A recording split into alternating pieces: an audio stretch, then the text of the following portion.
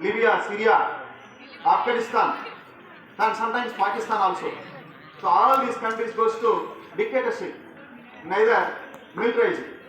సైనిక పరిపాలనలో కానీ లేదా నియంతృత్వ పరిపాలనలో కానీ వెళ్ళిన దేశాలు చాలా ఉన్నాయి. బట్ అలా స్వతంత్రం సంపాదించుకొని ప్రజాస్వామ్యబద్ధంగా ట్రాన్స్పరెన్సీగా మన దేశం ఉందంటే that was the greatness of constitution of India. అంతకు మించి ఇంకేం కాదు. So here constitution of India is the supreme. భారత రాజ్యాంగం ultimate power it has.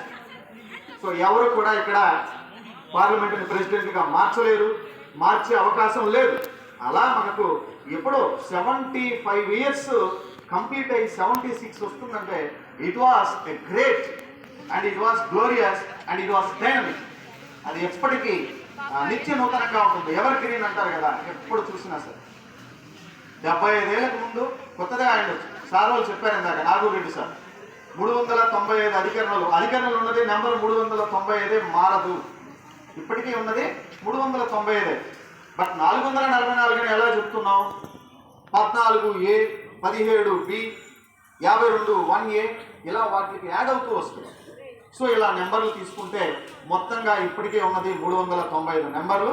But now Indian institution have constitution have 444 schedules and 12 parts, 25 parts, 12 schedules. అది ఇప్పటికీ నిత్య నూతనంగా ఉంటుంది. ఆ అవకాశం ఇచ్చారు. కాలానుగుణంగా మార్చుకునేదానికి భారత రాజ్యాంగానికి అవకాశం ఇచ్చారు. ఎప్పుడు ఏది ప్రాబ్లమాటిక్గా ఉంటే దాన్ని సెట్ చేసుకునే అవకాశం. బట్ గుర్తుపెట్టుకోవాలి, పార్లమెంటరీ సిస్టమ్ని ఎవరు మార్చలేరు and fundamental rights of people ఎవరూ మార్చలేరు. ఇది కీలకమైనటువంటి crucial of A democratic country.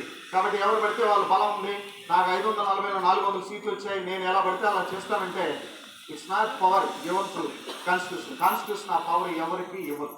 So అలా మన రాజ్యాంగాన్ని మౌల్డ్ చేసి మనకు అందించిన వాళ్ళని, వాళ్ళ గొప్పతనాన్ని మనం గుర్తుపెట్టుకుంటూ 75 సంవత్సరాలు పూర్తయినప్పటికీ ఇంకొక 175 సంవత్సరాలు, ఎన్ని సంవత్సరాలు